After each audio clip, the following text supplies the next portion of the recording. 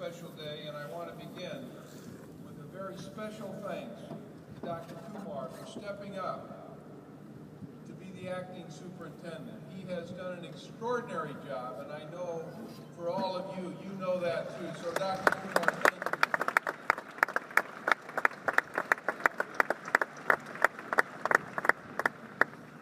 As the graduating class of 2012, congratulations. Today, you are joining a long line of midshipmen who devote themselves in peace and in war to making America strong and prosperous.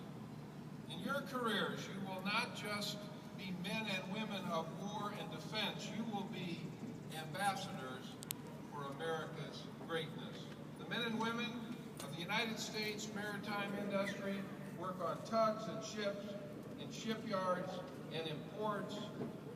This work ensures delivery of goods around the world, an essential part of our strong American economy. In these efforts, you will always have the support of President Obama and the Department of Transportation. Our goal is to abide by your motto, acta non verba, deeds, not words. We are deeply committed to supporting the United States Merchant Marine Academy with the resources to train students with modern techniques and technologies.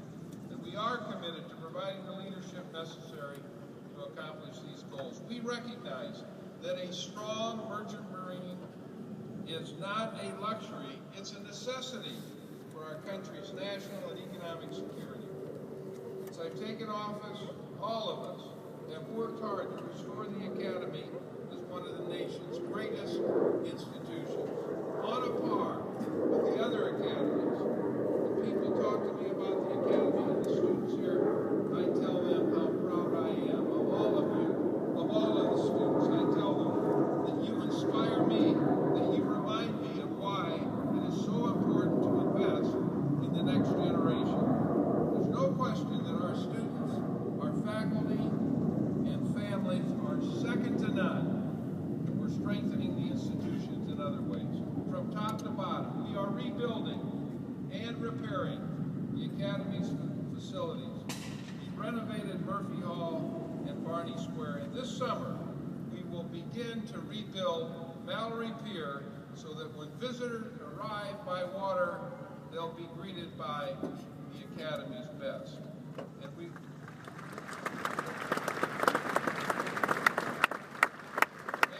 are committed to updating every corner of this magnificent campus until it reflects the fine young men and women who walk the campus. All of these changes are a part of our investment in an America built to last. Because when you succeed, America succeeds. And now, I would like to introduce an outstanding American who has captured both our imaginations and our hearts.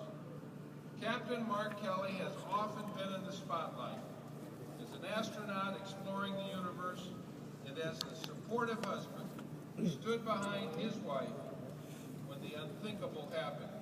And I want to say a special word to Congresswoman Gabby Giffords for coming to the Academy to honor all of you. Gabby, we are so delighted.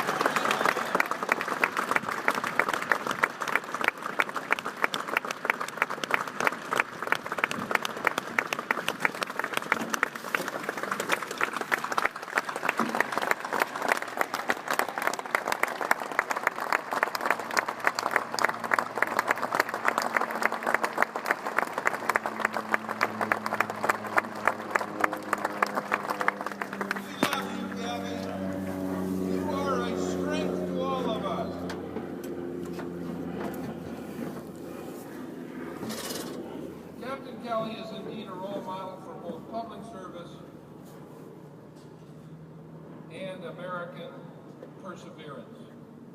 And like all of our graduates today, he got his start right here at the United States Merchant Marine Academy. And we are very proud of that, Captain Kelly.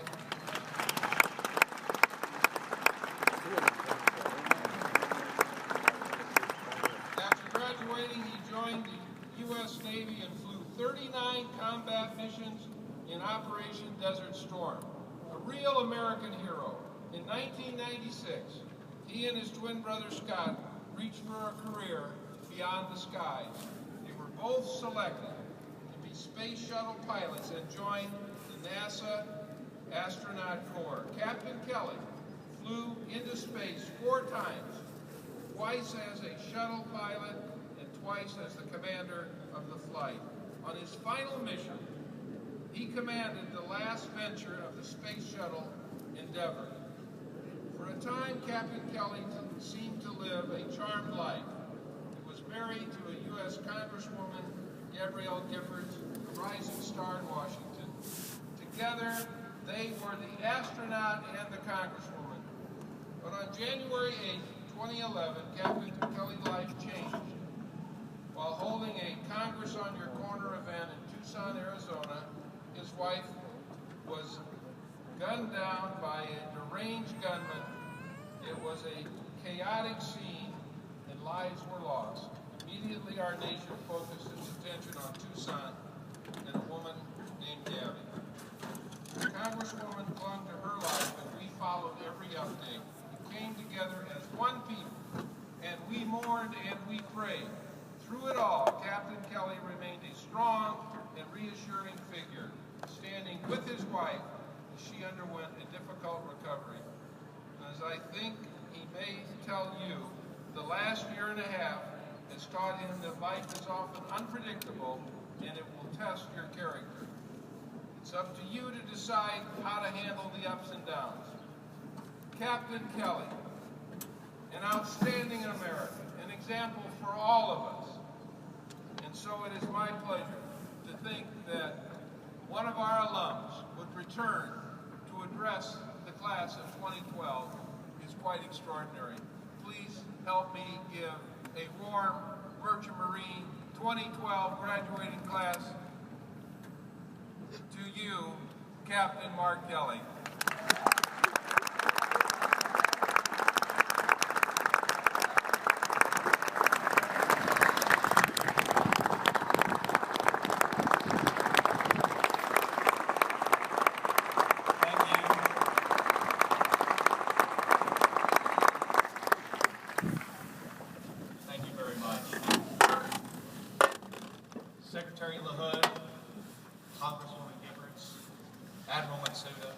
Dr. Kumar, esteemed faculty, administrators, guests, and most importantly, the graduating class of 2012. It's a great honor to be back here today in Kings Point, New York, where gravity is a nice, reliable 1G, where I can breathe oxygen at will, and where it would appear that most of you are not space aliens. But to the rest of you, let me just say, I come in peace. All kidding aside, I am truly honored that you invited me here today to give the commencement address and this class's graduation from my great alma mater, the United States Merchant Marine Academy. This is an exciting day in your lives. It's one of those cherished points where the hard work is paid off and you can relax and just enjoy yourselves. It's also a point where you are at a crossroads, where your destiny has not yet been decided, and where you are free to set some very ambitious goals for yourselves. I encourage you to do that. When I was at this very juncture in my own life, I had some big goals. I decided that I was going to be the first person to walk on the planet Mars. I truly believed that I could do this, and it was going to be me. My crazy ambition turned out to be a great gift that I gave to myself. This goal set me down a path that ended this past year without me ever making it to Mars. But I did get kind of close. In fact, I made it into space 4 times.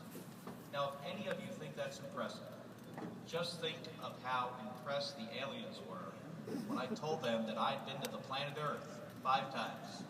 They were quite impressed. To get to Mars, I decided that I was going to become a naval aviator, and then a Navy test pilot, and then an astronaut. I started flight school in 1986. Now this was the year that the movie Top Gun came out. You know, as I drove out through this front gate, I headed straight to Pensacola, Florida to start flight school. I was on top of the world. It's kind of embarrassing to admit this, but I even had that cheesy music from the movie playing on the stereo as I drove through the main gate of NES Pensacola. I think it was that Danger Zone song. Then I quickly found out that I was not Maverick. In fact, I was not a particularly good pilot. You know, after months of training, I still could barely land that airplane on a runway. And soon I would have to take it offshore, out over the ocean, to land on an aircraft carrier for the first time. I vividly remember seeing this tiny little deck bobbing in the middle of the ocean. Now, when the Navy sends you to land on a ship for the first time, there isn't anybody crazy enough to go with you. It is just you all by yourself with whatever skills you've been able to accumulate from a lot of practice, which in my case wasn't much. You know, scary doesn't come close to describing this experience. I barely remember any of it. I did my 2 touch-and-go landings, and then I did 4 arrested landings. The arrested landings, where you put the tail hook down and you catch the wire that's strung across the back of the ship. Then you taxi up to the bow, you get catapulted back up into the air for another try. Well, later that night, I was back on the beach, and I was being debriefed by the instructor that had been watching from the back of the ship. And you know what he said to me? First thing he said to me, he said, "Are you sure this career is for you?" I was still pretty bad at it. It was actually pretty horrible. I barely passed. You know, in fact, I think Tom Cruise would have been better.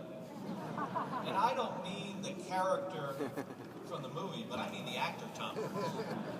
I'm sure he would have been better at landing at that ship initially than me. Now, my point in telling you all this is that the other student pilots that did well that day did not go on to become test pilots or astronauts. I know many of them today. You know, how good you are at the beginning of anything you try is not a good indicator of how good you can become.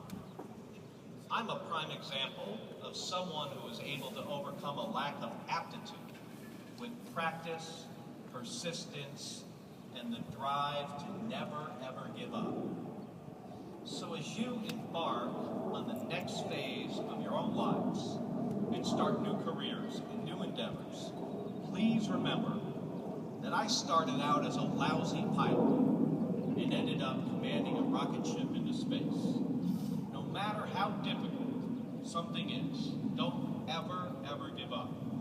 And please set some crazy and ambitious goals for yourselves. You know, like me, you may not achieve those goals. I never made it to Mars, but the journey was certainly worth the effort. I promise it will be worth it for you as well. You know, I think we can all sum up our lives as a set of challenges to overcome and obstacles to climb over. You know, one of my earliest professional challenges, other than learning how to land on that ship, began when Saddam Hussein invaded Kuwait in the summer of 1990. By the fall of that year, I was in the Persian Gulf aboard the aircraft carrier, the USS Midway. And in January of 1991, at just 25 years old, I headed off to my first combat mission on the opening night of Operation Desert Storm. On that night, I learned a valuable lesson about communication.